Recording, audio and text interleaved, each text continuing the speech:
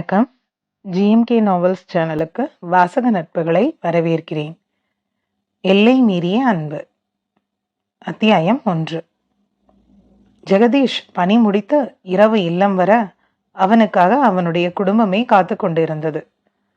ஜெகன் வீட்டின் உள்ளே வந்து அனைவரையும் ஒரு பார்வை பார்த்துவிட்டு அவன் அறை நோக்கி செல்ல, அவனின் தாய் செல்வி அவன் கை தொட, தாயை திரும்பி பார்த்தவன், என்ன விஷயம்? யாரும் தூங்க போகாம என்ன செய்யறீங்க? நானே இன்னைக்கு சோர்ந்து போய் வந்திருக்கேன். என்னால எதுக்கும் வாதாட முடியாது. ஜெகன் சொல்லிவிட்டு அறைக்குள் செல்ல திரும்ப அவனின் அப்பா வெங்கடேஷ் அரைவாசலில் வந்து நிற்க ஜெகன் சோஃபாவில் சென்று அமர்ந்தான். அப்பாவும் அம்மாவும் இன்னைக்கு பொண்ணு பார்க்க போயிருந்தாங்க ஜெகன். பொண்ணு அழகா இருக்கா. ஒரே பொண்ணு, நல்ல குணம். பொண்ணு படிச்சு முடிச்சு 1 வருஷம் ஆகுது. ஒரு சின்ன கம்பெனியில வேலையும் பார்க்கறாளாம். பேசுவோமா? அவனின் அக்கா ஜனனி கேட்க, பேசுங்க. கல்யாணம் பண்ணிக்கிட்டாதான் உங்களுக்கெல்லாம் நிம்மதி இல்லை? தனியா வாழக்கூடாதா? அவ்வளோ பெரிய தப்பா?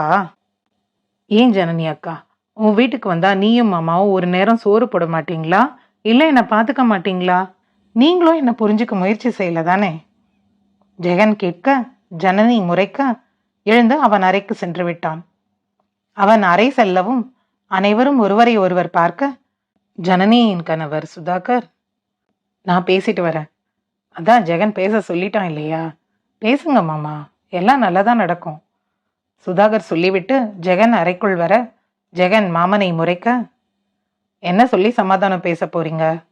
ஜெகன் கேட்க, சமாதானம் எல்லாம் உன்கிட்ட யார் பேச போறேன்னு சொன்னாங்க? இது உன் வாழ்க்கை விஷயம். உனக்கு சரின்னா செய், இல்லையா வேண்டாம்னு சொல்லிட்டு எப்பவும் போல உன் வேலையை பாரு. சுதாகர் அக்கறை இல்லாதது போல கூற ஜெகன் சுதாகரையே பார்க்க அவன் அறை விட்டு வெளியே செல்ல எழுந்தான். எனக்கு என்ன தனியா சாகணும்னு ஆசையா? எனக்கு தான் எதுவும் கைகூடி வரலையே. வலிக்குது மாமா எனக்கு. உயிருக்கு உயிரா காதலிச்சு நான் இன்னும் கொஞ்சம் முயற்சி செய்து இருக்கலாம்னு தோணுது. கல்யாணம் வேற பண்ணி தெரியாத ஒரு பொண்ணை, பல கனவுகளை சுமக்கிற ஒருத்திய காயப்படுத்த சொல்றீங்களா? ஜெகன் கேட்க, அதுக்காக இன்னும் இப்படியே எத்தனை நாள்? நாங்க இருக்கோம். அத்தை மாமாக்கு அப்புறம் உனக்குன்னு யார் இருப்பா? கல்யாணம் உன் வயசுக்கான தேவைக்குன்னு நீ நினைச்சா அது தப்பு. இது உன் ஆத்ம தேவைக்கு. உனக்குன்னு ஒருத்தி வேணும். தனியா நீ ஏன் இருக்கணும்? யாருக்கு என்ன பாவம் பண்ண நீ? எதுவும் மாறாதுன்னு நீ ஏன் நினைச்சுக்கிட்டு எதுக்கும் முயற்சி செய்யாம இருந்தா நாங்க மட்டும் என்ன செய்யறது? மனசை விட்டு மூளை சொல்றத கேளு. அது உன் கல்யாணம் சரின்னு சொல்லும். உனக்கு சரினா செய், இல்லையா வேண்டாம். சுதாகர் சொல்ல ஜெகன் சரியென தலையாட்ட அவனை உணவு உண்ண வர சொல்லிவிட்டு சென்றான் சுதாகர். ஜெகன் உணவு உண்ண வர செல்வி உணவை பரிமாற ஐவரும் அமைதியாக உண்டு எழுந்தனர். ஜெகன் மௌனமாக டிவி முன் அமர ஜனனி அவன் முன்னே புகைப்படம் ஒன்றை வைக்க ஜெகன் அனைவரையும் ஒரு பார்வை பார்க்க, பாருடா, உனக்கு பிடிச்சா பேசலாம். எங்களுக்கு உன் சந்தோஷம் முக்கியம் ஜெகன். நாங்கள் என்னப்பா தப்பு பண்ணோம்? எங்கள் பையன் கல்யாணத்தை பார்க்கக்கூடாத அளவுக்கு? வெங்கடேஷ் கேட்க, பேசுங்கன்னு சொல்லிட்டேன் இல்லைப்பா. உங்களுக்கு பிடிச்சிருக்கு தானே? எனக்கும் சம்மதம், அவ்வளோதான். இதில் இனி பேச எதுவும் இல்லை. ஜெகன் அமைதியாக சொல்ல, அப்போ ஃபோட்டோ பாரு ஜெகதீஷ். பொண்ணு பேரு பிரீத்தி. உன்னை விட 5 வயசு சின்ன பொண்ணு அவ. ஃபோன் நம்பர், வீட்டு அட்ரஸ் எல்லாம் இந்த ஷீட்டில் இருக்கு. பொண்ணோட வீட்டுக்கு உன் காதல் விஷயம் தெரியாது. உனக்கு பிடிச்சிருந்தா பொண்ணு வீட்டில் நீயே சொல்லு. நீ சொல்றது தான் முறை, அதான் சரியும் கூட. நாங்கள் சொல்றது சரி வராது. பாரு முதல்ல, அப்புறம் பொண்ணு வீட்டில் பேசலாம். ஜனனி சொல்ல ஜெகன் புகைப்படத்தை வாங்கி கொண்டு அறைக்கு சென்றான். அறை வந்தவனுக்கு பிரீத்தியின் முகம் பார்க்க தயக்கம். மனதை அடக்க படுக்கையில் விழுந்தவன் நீண்ட நேர யோசனைக்கு பிறகு நள்ளிரவில் அவளின் புகைப்படம் பார்த்தான். பார்த்தவனுக்கு பார்த்த நொடியே அவளை பிடித்து போயிருந்தது. மறுக்க முடியாத அழகும் சாந்தமும் அவள் முகத்தில் தெரிய மனம் இவனுக்கு நிறைந்து போயிருந்தது. காலை எழுந்ததும் சம்மதம் என புன்னகை முகமாக ஜனனியிடம் சொல்ல அவளோ அனைவரிடமும் சொல்லி பிரீத்தி வீட்டிலும் சம்மதம் தெரிவித்திருந்தாள். ஜெகன் மனதில் நீண்ட நாளுக்கு பின் ஏதோ ஒரு வெளிச்சம், எல்லாமே சீராக போகிறது என்ற நம்பிக்கை. இதுவரை உணராத சில புதிய உணர்வுகள். அதே நிலையில் அலுவலகம் வந்தவனை வேலை இழுத்து கொண்டது. ஜெகதீஷ், வயது 29, கோவை மாவட்டத்தில் பண்பான நடுத்தர குடும்பம். மார்க்கெட்டிங் துறையில் வெளியில் சொல்லும் அளவுக்கு ஒரு வேலை. கையை கடிக்காத நல்ல சம்பளம், குடும்பம், நண்பர்கள் என வாழும் சராசரி ஆண்மகன். முக்கியமாக டீடோட்லர் மற்றும் ஒரு காதல் தோல்விக்கு சொந்தக்காரன். அவன் அப்பா ஓய்வு பெற்றிருக்கும் சிவில் என்ஜினியர், அம்மா இல்லத்தரசி. அவன் அக்காவும் மாமாவும் ஒரே கல்லூரியில் படித்து காதலித்து திருமணம் செய்து கொண்டவர்கள். இருவரும் சேர்ந்து ஒரு துணிக்கடையையும் உடன் தையலகமும் நடத்துகின்றனர். பெண் வீட்டில் ஜனனி பேசியிருக்க பிரீத்தி அழ ஆரம்பித்திருந்தாள். அவளுக்கு திருமணத்தில் பெரிய அளவில் விருப்பமில்லை. எத்தனையோ முறை அவள் வீட்டில் சொல்லியும் அவளின் தாயும் தந்தையும் பிடிவாதமாக நின்று அவளை சம்மதிக்க வைத்திருந்தனர். அவளும் சரியென சொல்லியிருந்தாள். இப்போது ஜெகனின் சம்மதம் கேட்டதும் ஏனோ தானாக அழுகை வந்தது. பார்க்க அழகாய்தான் இருக்கிறான். நல்ல குடும்பம், வேலை, படிப்பு, சம்பளம் என நிச்சயிக்கப்பட்ட திருமணத்தில் எதிர்பார்க்கும் அத்தனை தகுதியும் பெற்றவன்தான். ஆனாலும் திருமணம் என்றாலே வேப்பங்காய் போல கசந்தது அவளுக்கு. எதையேனும் செய்து இந்த திருமணத்தை நிறுத்திவிட வேண்டும் என்று முடிவு செய்து கொண்டாள். அந்த வார இறுதியில் பெண் பார்க்கும் படலம் நடக்க, பெண் வீட்டில் சொந்தம் குறைவாக வந்திருக்க, மாப்பிள்ளை அவன் வீட்டிலிருந்து பெரும் கூட்டமாக சென்று பார்த்து வந்தனர். நேரில் பார்த்த பின்பு ஜெகனுக்கு அவளை இன்னும் பிடித்து போயிருந்தது. மெருகூட்டல் இல்லாத அலங்காரம், எளிமையாய் கண்ணை அடிக்காத நிறத்தில் பட்டு, அளவாக அழகு சேர்த்த நகைகள், அவளின் செயல்களில் இருந்த பொறுமை என ஜெகன் அவளை ரசித்திருக்க, மனமே இல்லாது அவன் முன் பொம்மையாக நின்றுவிட்டு அறைக்கு சென்றிருந்தாள் பிரீத்தி. பெரியவர்கள் சிறியவர்கள் சம்மதம் கேட்டு நிச்சயதார்த்தம் என்று வைத்து கொள்ளலாம் என பேசி முடிவு செய்ய, பிரீத்தியின் மனம் மட்டும் இது எதுவும் வேண்டாம் என வேண்டிக் கொண்டது. ஜெகன் தொழில்முறை பயிற்சி ஒன்றுக்கு செல்ல வேண்டி உள்ளது என 2 மாதங்கள் கழித்த நிச்சயமும் அதன் பின்வரும் ஒரு நல்ல முகூர்த்தத்தில் திருமணமும் என பேசி முடிவு செய்ய, அன்றே உறுதிக்கு பூ வைக்கும் வைபவமும் நடந்து முடிந்திருந்தது. ஊமையாக அமர்ந்திருந்த அவளை சுற்றி சொந்தங்கள் கேலி பேச, தோழிகளிடமெல்லாம் பெயருக்கு சிரித்து பேசியிருந்தாள் பிரீத்தி. ஜெகன் முகத்தில் ஏதோ ஒரு நிறைவு. எதிர்பார்த்தது போல அவன் வருங்கால மனைவி இருப்பதை நினைத்து மனம் ஒரு பக்கம் புன்னகை சிந்த, இன்னொரு பக்கம் மூளையோ அந்த இன்பத்தை அடக்கி உணர்வுகளை சமன் செய்ய சொன்னது. ஜெகன் அமைதியாக அவன் வேலைகளை கவனிக்க ஆரம்பித்திருந்தான். பிரீத்தியோ தினமும் தூக்கமின்றி தவிக்க ஆரம்பித்திருந்தாள். ஜெகன் அவனின் தொழில்முறை பயிற்சிக்கு என சென்னை கிளம்பியிருக்க, அவன் வரும்போது அவர்களின் நிச்சயம் என முடிவு செய்திருந்தனர். ஜெகன் அவன் காதலை பற்றி பெண் வீட்டில் சொல்ல வேண்டும் என வெங்கடேஷ் முன் நிற்க, செல்வியை அழைத்தவர் மகனுடன் பிரீத்தியின் இல்லம் வந்திருந்தார். அவர்களை வரவேற்று அமர வைத்த பிரீத்தியின் தந்தை வரதராஜன் அனைவரையும் புன்னகை முகமாக பார்க்க, பிரீத்தியின் தாய் ரேகா அனைவருக்கும் தேநீர் கொடுக்க, ஜெகன் பேசத் தொடங்கினான். மாமா, எனக்கு பிரீத்தியை பிடிச்சிருக்கு. அவங்களோட உங்களையும் சேர்த்து பிடிச்சிருக்கு. இந்த கல்யாணம் எந்த ஒளிவு மறைவும் இல்லாம நடக்கணும்னு நினைக்கிறேன். எனக்கு ஒரு காதல் இருந்தது, அதை பத்தி சொல்லதான் வந்திருக்கேன். பிரீத்தியையும் இங்க கூப்பிட்டா நல்லா இருக்கும். ரேகா ராஜன் முகம் பார்க்க, அவரோ பிரீத்தியை அழைக்க, அவளும் தாயின் அருகில் வந்து அமர்ந்தாள். பெருசா எதுவும் பிரச்சனை இல்லைதானே மாப்பிள்ள? ராஜன் கேட்க, இல்ல பிரச்சனை எதுவும் இல்லை மாமா. ஆனா மறைக்க விருப்பம் இல்லை. அதான் நிச்சயம் முன்னாடி சொல்லிடணும்னு நினைச்சேன். சொல்லுங்க மாப்பிள்ள. நாங்க 2 பேரும் காலேஜ் ஃப்ரெண்ட்ஸ்.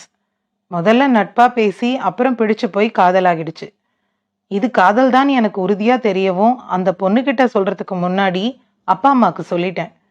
அவங்களும் சம்மதம் சொல்லவும் தைரியமா தான் காதலை சொன்னேன். அவளும் சம்மதம் சொன்னான். எங்க காதல் நல்லா தான் போயிட்டு இருந்தது. ஒரு நாள் அவ அப்பா அவளுக்கு மாப்பிள்ளை பார்க்கவும் அவ விஷயத்த சொல்லி எங்களை பொண்ணு கேட்டு வர சொன்னான். அவளும் வீட்டில் சொல்லியிருக்கா. ஆனா அவங்க அப்பா சம்மதம் சொல்லல. நாங்க பொண்ணு கேட்டு போனதுக்கு எங்களை அவமானப்படுத்தி அனுப்பி வச்சார். நானும் பலமுறை அவர்கிட்ட கெஞ்சி பார்த்தேன். எங்க அக்கா மாமா போய் பேசி பார்த்தாங்க.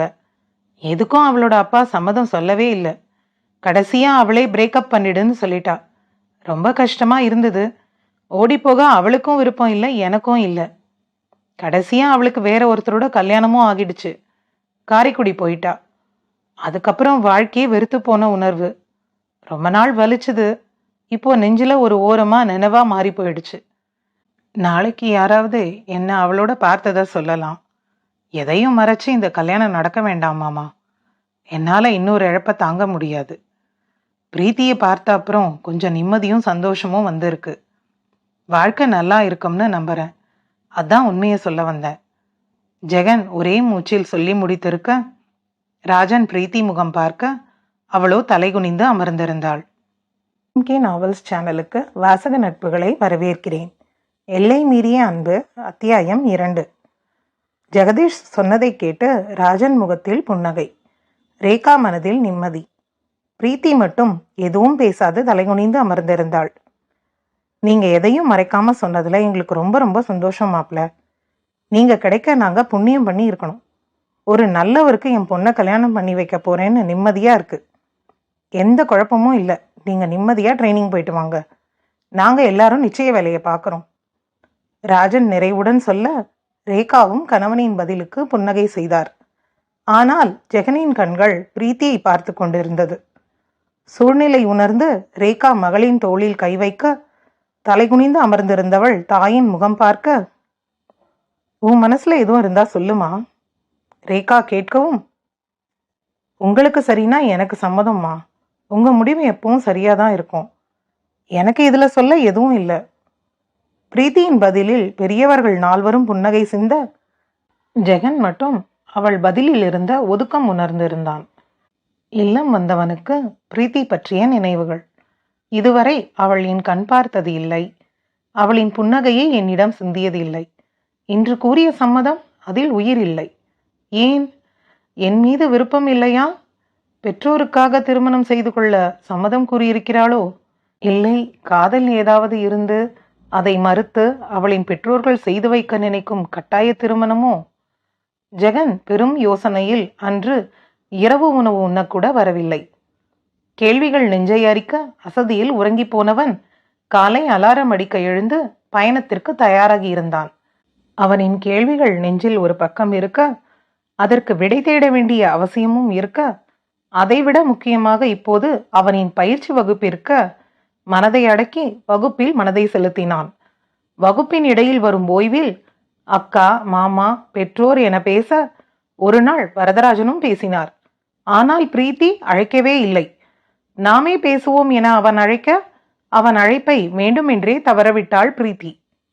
ஜெகனுக்கு புரிந்து போனது, எதுவோ சரியில்லை என்று. திருமண நாள் தள்ளி போனாலும் சரி, இதை பேசி தெளிவு செய்து கொண்டுதான் திருமணம் என முடிவு செய்து கொண்டான். அன்று அவனின் பயிற்சி வகுப்பு முடித்து வந்தவன் ஓய்வு எடுத்து 2 நாள் கழித்து அலுவலகம் சென்றிருந்தான். எப்போதும் போல வேலையில் கவனமாக இருக்க, அவனை பார்க்க விசிட்டர் வந்து இருப்பதாக செய்தி வர ரிசப்ஷன் வந்தான். வந்தவனுக்கு ஆச்சரியம். அவனின் கேள்விகளுக்கு பதில் சொல்ல பிரீத்தி வந்திருந்தாள். வாங்க பிரீத்தி, என்ன பார்க்க நேரில் வந்திருக்கீங்க? ஒரு கால் பண்ணி இருக்கலாம் தானே?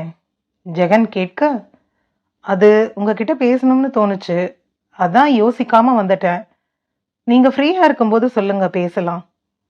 பிரீத்தி தயங்கி சொல்ல, வெயிட் பண்ணுங்க வரேன் என சொல்லிவிட்டு சென்ற ஜெகன் அரை நாள் விடுமுறை எடுத்துக்கொண்டு வந்திருந்தான். காஃபி ஷாப் போலாமா? எனக்கும் உங்களோட பேசணும். ஜெகன் கேட்க, இல்லை, கொஞ்சம் பர்சனல் விஷயம் பேசணும். கொஞ்சம் பாதுகாப்பான இடமா இருந்தா நல்லது. பிரீத்தியின் பதில் அவனுக்கு கலக்கம் கொடுத்தாலும் பாதுகாப்பான இடம் எது என மூளை யோசித்து பதில் சொன்னது. என்னோட ஃப்ரெண்டு சரவண வீட்டுக்கு போலாமா? அவன் சிங்கப்பூர்ல இருக்கான். அவன் அம்மாவும் அப்பாவும் தான் வீட்டில் இருப்பாங்க. எனக்கு தெரிஞ்ச பாதுகாப்பான இடம். பிரீத்தி சரியென கூறி முகவரி கேட்க, ஜெகன் கூறவும் அவனோடு வராது ஆட்டோ பிடிக்க சென்றாள். ஜெகனும் அவளின் ஆட்டோ பின்னே சென்று வீட்டை அடையாளம் காட்டி அழைத்து செல்ல, ஜெகனை கண்டதும் சரவணின் பெற்றோர் நலம் விசாரிக்க, அவன் நலத்தை கூறி அவர்களின் நலனையும் கேட்டுக்கொண்டு விஷயத்தை சொல்ல, பிரீத்தியை பார்த்து அவளையும் நலம் விசாரித்து சரவணன் அறையில் அமர்ந்து பேச சொல்ல, ஜெகன் முன்னே வர பிரீத்தி அறைக்குள்ளே வந்து ஜெகன் எதிரில் அமர்ந்தாள். சில நிமிடம் மௌனமாக செல்ல, இந்த கல்யாணத்துல உங்களுக்கு விருப்பம் இல்லை தானே? ஜெகன் கேட்க அவனை நிமிர்ந்து பார்த்தவள் ஆம் என தலையசைக்க, கல்யாணத்தை நிறுத்த சொல்லி கேட்க வந்தீங்களா? காரணம் என்னன்னு சொல்லுவீங்களா? தெரிஞ்சா எனக்கும் கொஞ்சம் மனசுக்கு நிம்மதி இருக்கும். ஜெகன் கேட்க பிரீத்தி விசும்ப ஆரம்பித்திருந்தாள். என்ன பிடிக்கலையா? இல்ல வேற எதுவும் காரணமா? எதுவா இருந்தாலும் சொல்லுங்க. என்னால உங்களுக்கு எந்த பிரச்சனையும் வராது. ஜெகன் கூற பிரீத்தி வாய்மூடி அழ கதவு தட்டும் சத்தம் கேட்டு ஜெகன் கதவு திறந்துதான் இருக்கிறது என சொல்லிக்கொண்டே எழுந்து வந்து கதவை திறக்க பிரீத்தி அழுகையை அடக்கிக் கொண்டாள். வெளியே சரவணனின் அம்மா ஆப்பிள் ஜூஸுடன் நின்றிருந்தார். அதை ஜெகன் வாங்கிக் கொள்ள அவன் தோளில் தட்டி கொடுத்துவிட்டு சென்றிருந்தார். ஜெகன் அவளை ஜூஸ் குடிக்க சொல்ல அவளோ வேண்டாம் என கூற ஜெகன் வற்புறுத்தி குடிக்க சொல்ல கொஞ்சம் குடித்தாள். மீண்டும் சில நிமிடம் மௌனம். மனதை சமன் செய்து கொண்டு பிரீத்தி பேச ஆரம்பித்திருந்தாள். எனக்கு உங்களை பிடிச்சிருக்கு. உங்க குணம், படிப்பு, பண்பு, குடும்பம், முக்கியமா உங்க நேர்மை எல்லாமே பிடிச்சிருக்கு. குறை சொல்ல உங்ககிட்ட எதுவும் இல்லை. ஆனாலும் எனக்கு இந்த கல்யாணம் வேண்டாம். எனக்கு உங்களை மட்டும் இல்லை, யாரையும் கல்யாணம் பண்ணிக்க விருப்பம் இல்லை. அதுக்காக காதல் இருக்குமோன்னு நினைச்சா அதுவும் எனக்கு இல்லை. பிரீத்தி கூற ஜெகன் மனதில் இன்பமும் துன்பமும் நொடிகள் வித்தியாசத்தில் கடந்திருந்தது. என்ன பிரச்சனை பிரீத்தி? அப்படி கல்யாணம் வேண்டான்னு சொல்ற அளவுக்கு? உனக்கு என்ன பிடிச்சிருக்கிற மாதிரி எனக்கும் உன்னை பிடிச்சிருக்கு. என்ன பிரச்சனையா இருந்தாலும் அதை இல்லை, நான் சரி செய்கிறேன். என்ன நம்பி சொல்லேன். யாராலும் இதை சரி செய்ய முடியாது ஜெகன். நான் திருமண வாழ்க்கைக்கு தகுதி இல்லாத ஒருத்தி. அதுவும் உங்களை போல ஒருத்தருக்கு நான் துளி கூட தகுதி இல்லாதவ. இந்த கல்யாணம் வேண்டாம். ஏதாவது சொல்லி நிறுத்துங்க.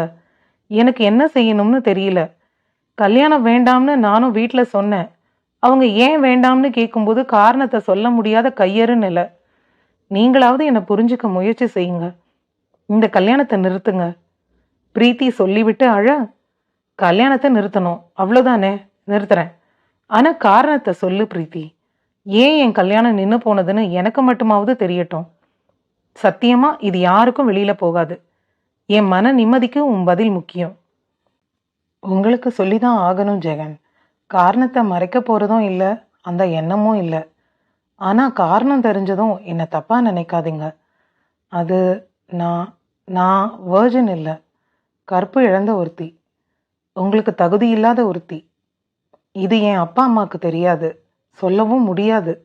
சொன்னா அவங்க உயிரையே விட்டுருவாங்க. அதே நேரம் இதை மறைச்சு கல்யாணம் பண்ண எனக்கு விருப்பம் இல்லை. எனக்கு உங்களை பிடிச்சிருக்கு, அதனால தான் இந்த கல்யாணம் வேண்டாம்னு சொல்கிறேன். என்னால் உங்களுக்கும் அசிங்கம். நாளைக்கு என்னால் நீங்களோ அத்தையோ மாமாவோ தலைகுனிகிற நிலை வந்தால் அதை பார்க்க நான் உயிரோடு இருக்க மாட்டேன். ஏன் ஒருத்திக்காக உங்களெல்லாம் அழ வைக்க நான் சுயநல பேய் இல்லை. அதுவும் போக கல்யாணமான அப்புறம் அது என் குடும்பமும் தானே. எனக்கு யாரையும் கல்யாணம் பண்ணி ஏமாத்த எண்ணம் இல்லை. பெண்ணை போல ஆணுக்கும் தானே கல்யாண கனவு இருக்கும். அதுவும் தன் பொண்டாட்டி கற்பு இல்லாத ஒருத்தியா இருப்பான்னு யாரும் யோசிச்சு கூட பார்க்க மாட்டாங்க தானே. அதான் நான் உங்களுக்கு வேண்டாம்னு சொல்கிறேன். பிரீத்தி அழுகையோடு சொல்ல ஜெகன் அமைதியாக அமர்ந்திருந்தான். பிரீத்தி அழுது முடிக்க மீதமிருந்த அவளின் ஜூஸை குடிக்க கொடுத்தான். இதுதான் காரணமா? இதுக்கா கல்யாணம் வேண்டாம்னு சொன்ன? கற்பு உடம்புல இல்லை பிரீத்தி, மனசுல. படிச்ச பொண்ணு நீயே இப்படி?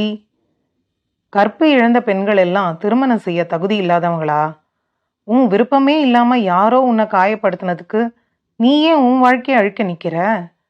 நாம சந்தோஷமா இருப்போம் பிரீத்தி, அது ஒரு விபத்து, அதை யோசிக்க வேண்டாம். ஜெகன் தன்மையாக எடுத்து கூற, எனக்கு தெரிஞ்சு என் சம்மதத்தோட தான் எனக்கு உடலுறவு நடந்தது. அது விபத்து இல்லை ஜெகன். பிரீத்தியின் பதிலில் ஜெகன் இப்போது அமைதியாகி இருக்க பிரீத்தி மட்டும் பேசினாள். என் எக்ஸ் லவர் கூட என் சம்மதம் வாங்கி எனக்கு முழுசா தெரிஞ்சுதான் எங்களுக்கு நடுவில் அது நடந்தது. முழுசா காதலோட தான் என்னை தந்தேன். ஆனால் அவன் என்னை ஏமாத்திட்டான். நெஞ்செல்லாம் வலிக்குது. காதல்னு சொல்லி என் கற்பை என் சம்மதத்தோட நாசம் பண்ணிட்டான். நான் ஏமாந்து போனவ ஜெகன். என்கிட்ட இருக்கிறதெல்லாம் விரும்ப மட்டும்தான். யாரோடவும் என்னால் வாழ முடியாது. இந்த கல்யாணம் வேண்டாம். அதுதான் நம்ம 2 பேருக்கும் நல்லது. பிரீத்தி சொல்லி முடிக்க ஜெகன் அமைதியாக எழுந்து அறை விட்டு வெளியே சென்றிருந்தான். பிரீத்தி சில நிமிடம் கழித்து அறை விட்டு வெளியே வர ஜெகன் பால்கனியில் அமர்ந்திருந்தான். பிரீத்தி விடைபெற்று கொண்டு செல்ல இவனும் விடைபெற்று கொண்டு அவள் பின்னே அவளின் வீடு வரை வந்தவன் அவள் வீட்டின் உள்ளே செல்லவும் இவன் இல்லம் நோக்கி சென்றிருந்தான். ஏனோ அவன் கண்களில் கண்ணீர், ஏனென்று சொல்ல முடியாத உணர்வுகள். அந்த உணர்வுகள் தரும் வலிகள். வலியில் பெருகியது கண்ணீர். அத்தியாயம் 2 நிறைய அன்பு. அத்தியாயம் 3. நெஞ்சை அரித்த கேள்விகளுக்கு விடை கிடைத்ததுதான் என்றாலும் அந்த பதில்கள் நெஞ்சிலேற்றிய கனம் தாங்காது அழுதிருந்தான். பத்திரிகை தேர்ந்தெடுக்க வேண்டும் என ஜெகனை அழைக்க வந்த சுதாகர் ஜெகனின் கண்ணீர் பார்த்து கதவடைத்து உள்ளே வர மாமனை கண்டதும் அணைத்து கொண்டான்.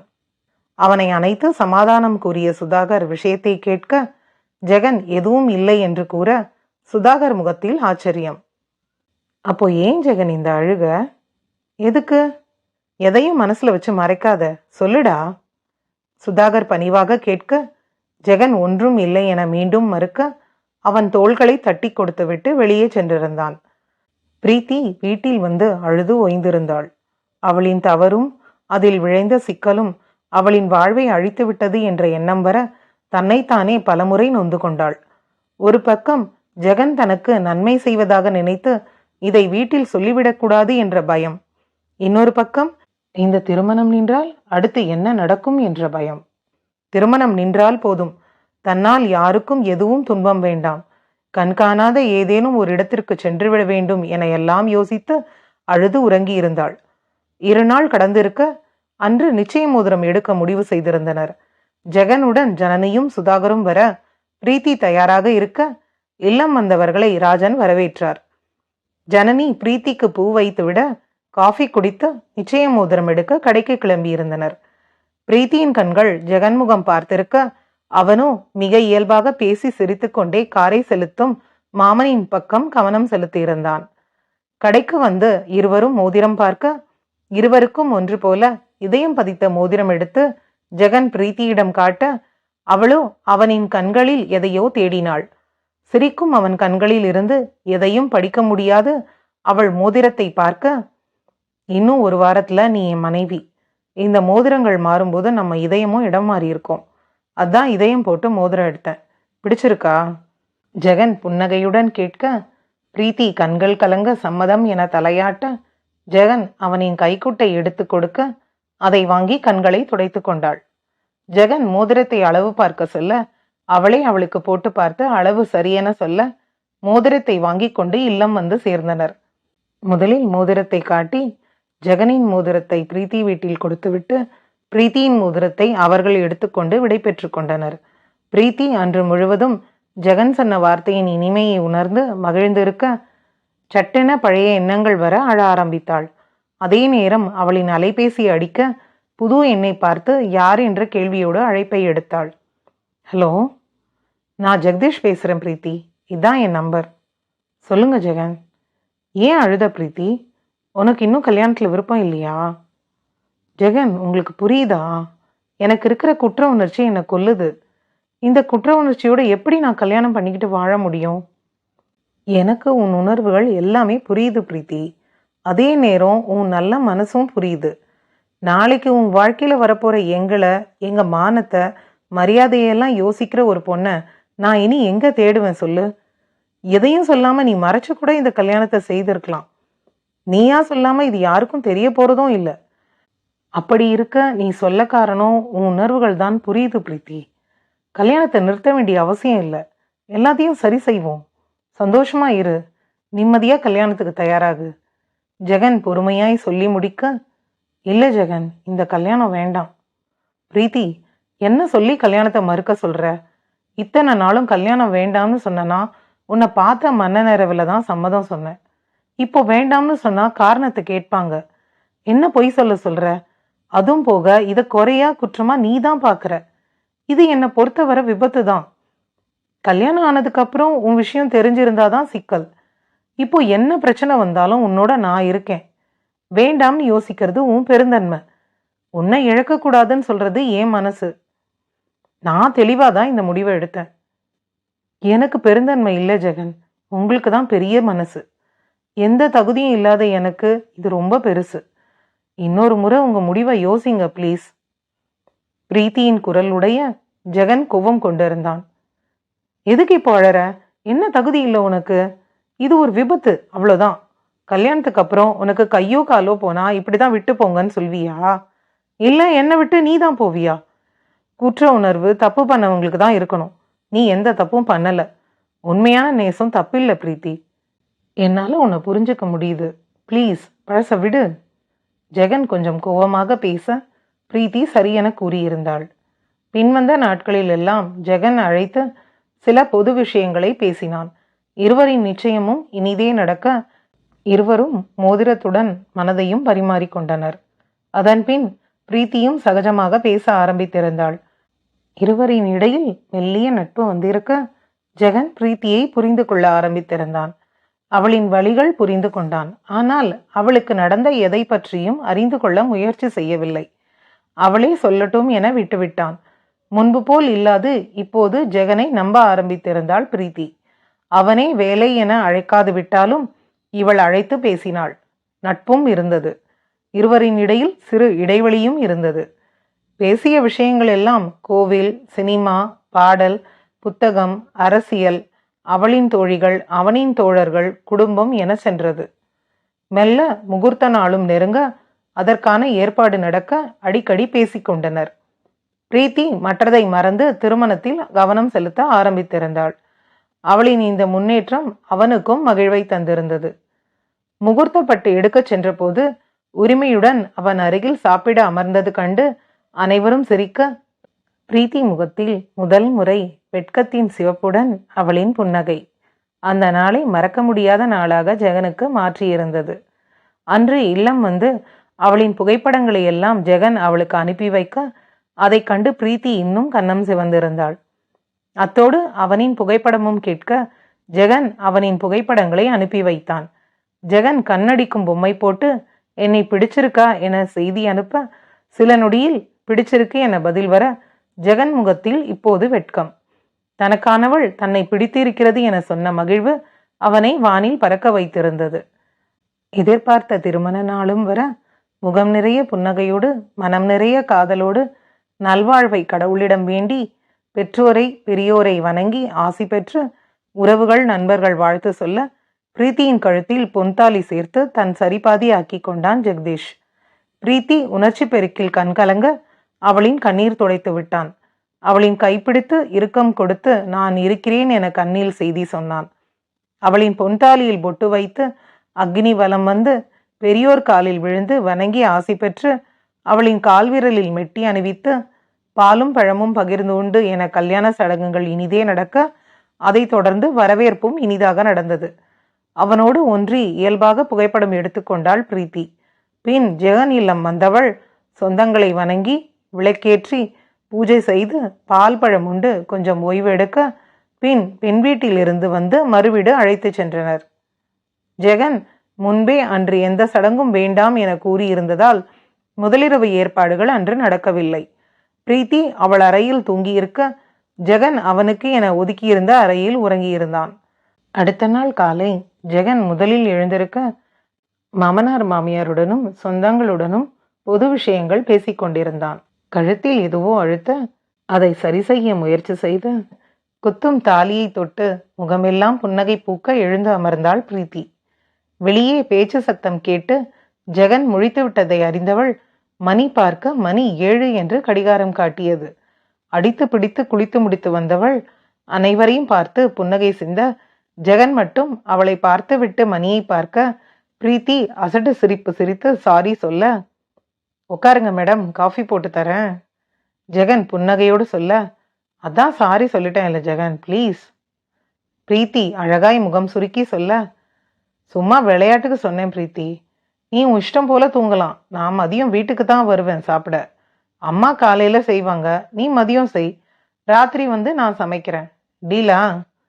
ஜெகன் கேட்கவும் சுற்றி இருந்த சொந்தங்கள் எல்லாம் சிரிக்க பிரீத்தி புன்னகை முகமாக சரியென தலையாட்ட மீண்டும் அனைவரும் கிண்டல் செய்து சிரிக்க என அன்றைய நாள் இனிமையாக சென்றது. கோவில், சினிமா என பகல் பொழுது எல்லாம் இனிமையாக செல்ல இரவு இருவருக்கும் முதலிரவு ஏற்பாடுகள் நடைபெற்றிருந்தது. பிரீத்தி நெஞ்சில் இந்த இரவை எண்ணி பயம் இருக்க ஜெகன் மிக இயல்பாக பக்குவமாக நடந்து கொண்டான். அத்தியாயம் 3. எல்லை மீறிய அன்பு. அத்தியாயம் 4. பிரீத்தி அறை உள்ளே வர ஜெகன் அவனின் இரவுடையில் அமர்ந்திருந்தான். தயங்கி அவளை பார்த்து புன்னகை சிந்தியவன், இது உன் ரூம் தானே? ஏன் இந்த தயக்கம்? நார்மலா இரு பிரீத்தி. இதுவும் நேத்து போல ஒரு சாதாரண ராத்திரி தான். நான் பால்கனி போய் நிக்கிறேன், நீ உன் நைட் ட்ரெஸ் மாத்திட்டு சொல்லு. சொன்னவன் எழுந்து திரை மூடி பால்கனி சென்று நின்று கொண்டான்.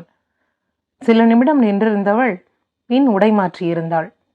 பின் கட்டிலில் வந்து அமர வந்தவள் பால்கனி கதவை திறக்க ஜெகன் வானத்தை பார்த்து நின்றிருந்தான். ஜெகன், உள்ள வாங்க.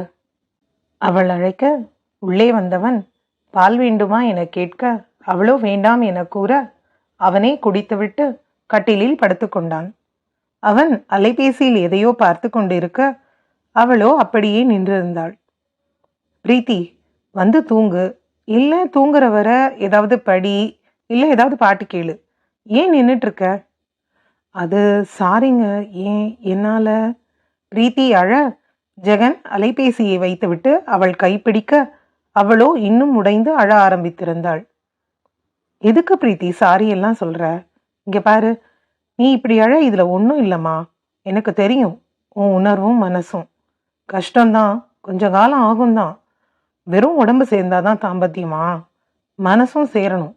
அதுவும் அன்பும் புரிதலும் வந்து மனசு முதல்ல சேர்ந்தாதான் மற்ற எல்லாமே. இங்கே முகம் பாரு, கடைசி வர இது நமக்குள்ள நடக்காம போனாலும் நான் கவலைப்படவும் மாட்டேன், உன்னை விட்டு பிரியவும் மாட்டேன். அழாத ப்ளீஸ். இல்லை, உங்களுக்கும் ஆசை எதிர்பார்ப்பு எல்லாம் இருந்திருக்கும் தானே. என்னால் உங்களுக்கு சந்தோஷத்தை தர முடியாம எனக்கும் எல்லா ஆசையும் எதிர்பார்ப்பும் இருந்தது தான் பிரீத்தி. அதெல்லாம் நம்ம சந்திப்புக்கு முன்னாடி, இப்போ இல்லை. இந்த விஷயம் கல்யாணத்துக்கு அப்புறம் தெரிஞ்சிருந்தா எனக்கு இது ஏமாற்றம் தான். ஆனால் எல்லாம் தெரிஞ்சு உன் உணர்வுகள் புரிஞ்சும் எப்படி உன்னை காயப்படுத்த முடியும்? அதுவும் போக உன் தப்பு இதில் எதுவும் இல்லை. இது காயம்தான். அதையே யோசிக்காத, அதுவே ஒரு நாள் ஆறிடும். நீ பழசையே யோசிச்சா இது ரணமா மாறிடும். உனக்கு ரொம்ப வலிக்கும். நான் இருக்கேன் பிரீத்தி, இது சரியாகிடும். முடியல ஜெகன். ஏமாந்து போன வலியை எப்படி மறப்பேன்? முதல் காதலை எப்படி மறப்பேன்? என்னை இழந்ததை எப்படி மறப்பேன்? எதையும் மறக்க முடியல. உங்க கண்ணில் தெரியுதே அன்பு, அதை பார்க்கும்போதெல்லாம் வலிக்குது. உங்க காதலை உணரவே முடியாதோன்னு பயமா இருக்கு. குழந்தை, புருஷன், குடும்பம், இப்படி வாழ ஆசைப்பட்டேன். அந்த ஆசை நிறைவேற வாய்ப்பே இல்லையோன்னு தோணுது. யாருக்கும் எதுவும் சொல்லாம தற்கொலை பண்ணிக்க நினைச்சேன். அது கூட முடியல ஜெகன். என் அம்மா அப்பாவுக்கு என்னை விட்டா யாருமே இல்லை தெரியுமா? வாழவும் முடியாம சாகவும் முடியாம ஒரு வாழ்க்கை. கைக்கு பக்கத்துல வாய்ப்பு இருந்தும் அதை தொட முடியாத இடத்துல நிக்கிறேன். எனக்கு நம்பிக்கையே நீங்க தான். உங்களை தவிர இந்த நிமிஷம் என் வாழ்க்கையில எந்த பிடிப்பும் இல்லை. பிரீத்தி சொல்லிவிட்டு அழ ஜெகன் அவளின் அழுகுரல் வெளியே கேட்கக்கூடாது என அவளை சமாதானம் செய்ய மெல்ல அழுகையை அடக்கி கொண்டாள். அவளுக்கு தண்ணீர் கொடுத்தவன் அவள் குடிக்கவும் அவளின் கைகளை பிடித்து அமர்ந்து கொண்டான். அவள் கொஞ்சம் தெளிந்திருக்க இவன் பேசினான். இந்த காலத்துல காதல் இல்லாம யாருமே இல்லை.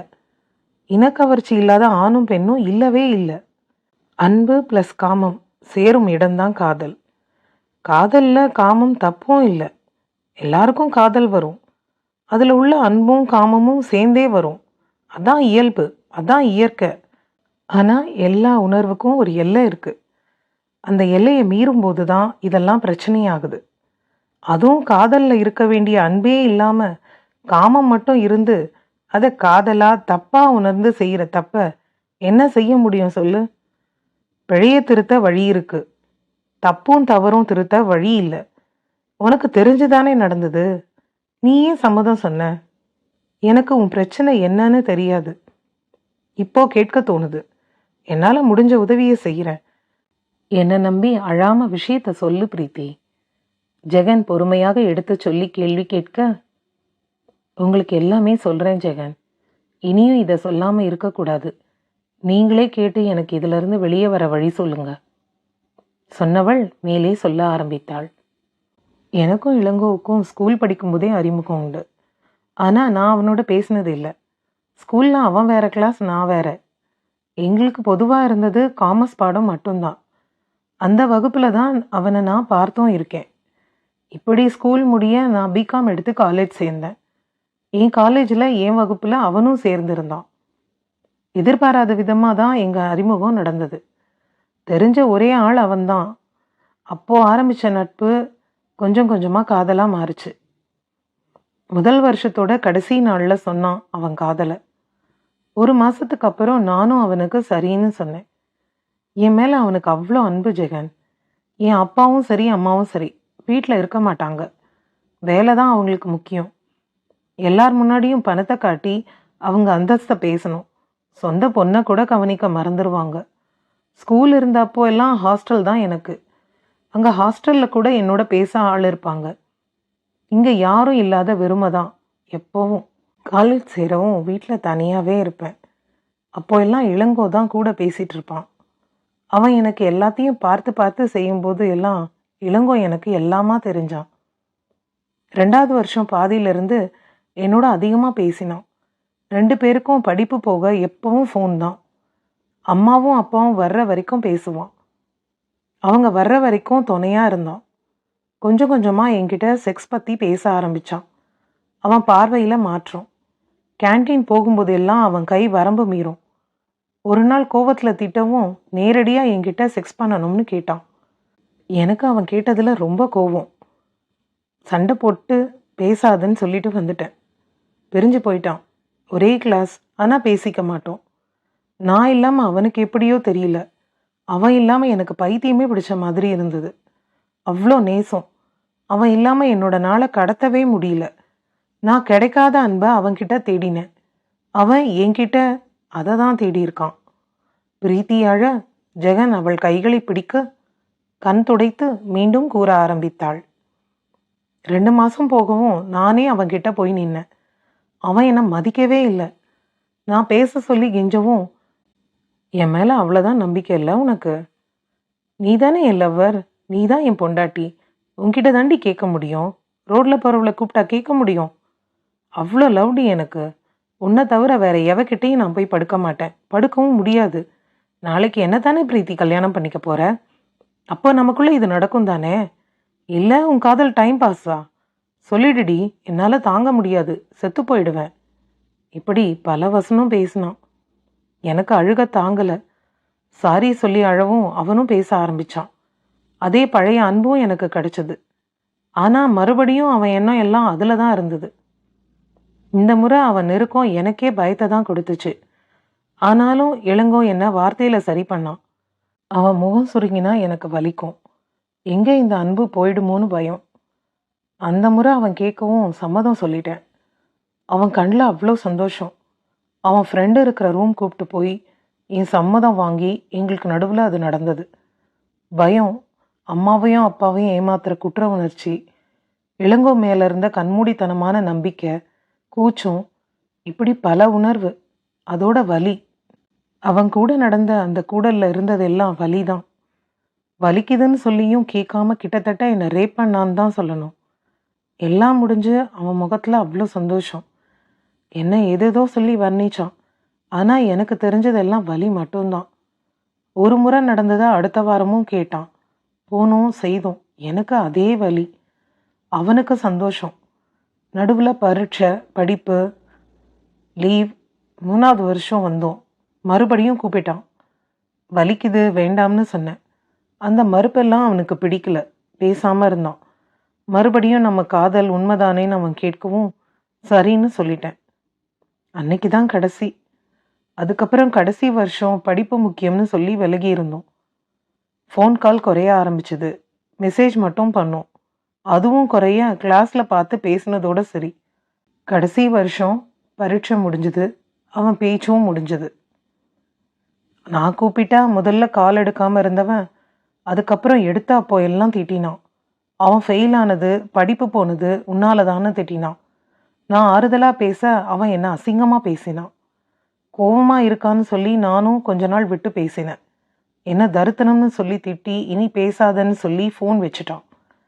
அதுக்கப்புறம் அவன் பேசவே இல்லை. ஒரு நாள் அவன் ஃப்ரெண்டை பார்த்து அவனை பற்றி விசாரிக்கவும் தான் பிரீத்தி வாய்மூடி கதறி அழ ஜெகன் அவன் தோளில் அவளை சாய்த்து கொண்டான். அத்தியாயம் 4. மீறிய அன்பு. அத்தியாயம் 5. ஜெகனும் அவளின் கண்ணீர் கண்டு கலங்கியிருந்தான். பிரீத்தி அழுகையோடு மீதத்தை கூற ஆரம்பித்தாள். நான் அவர்கிட்ட இளங்கோ பத்தி விசாரிக்கவும் அவர் சொன்னார், அவன் நல்ல பையன் இல்லம்மா. அவன் உன்னை விட்டு போயிருந்தா இனி அவனை தேடி போகாத. அவனுக்கு பொண்ணுங்க ஒரு பொழுதுபோக்கு. ஸ்கூல்ல இருக்கும்போதே அவன் மோசம். இப்போ இன்னும் குட்டி சவராகி இருக்கான். 2-3 பொண்ணுங்களை காதலிக்கிறேன்னு சொல்லி ஏமாத்திருக்கானாம். உன்னை நீ காப்பாத்திக்கோன்னு சொன்னாரு. என் காதலும் அவன் நடிப்பும் என் கண்ணை மறைச்சிடுச்சு.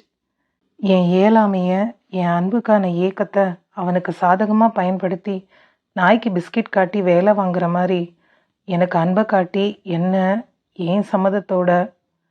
பிரீத்தி தலையில் அடித்துக்கொள்ள ஜெகன் அவளை தடுத்து வாய் மீது விரல் வைத்து எச்சரிக்கை செய்ய வாயை கை வைத்து மூடிக்கொண்டாள். காதலா அதுன்னு இப்போ யோசிக்கிறேன். என் தனிமைக்கும் துணைக்கும் நான் அவனை தேடினது போல அவன் தேவைக்கு அவன் என்னை தேடி வந்திருக்கான்.